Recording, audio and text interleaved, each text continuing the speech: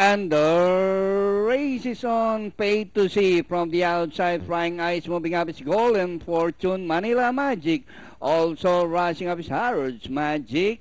Golden Fortune followed by Harrods Magic. Pay to see Manila Magic 1A and Gedi from the outside 9A. Flying Eye, then comes Hot Gossip 9 the Surgeon. Entry number 2 I Want Justice Queen's King. Entry number 7 Cat May Lover of All. Alongside is Una Mujer and Peace and Love is running in 14th.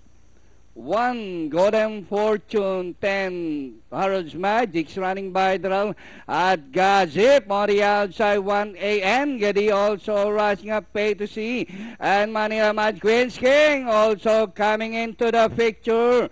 Golden Fortune at Gazip 1A and Gedi Queen's King is on the outside.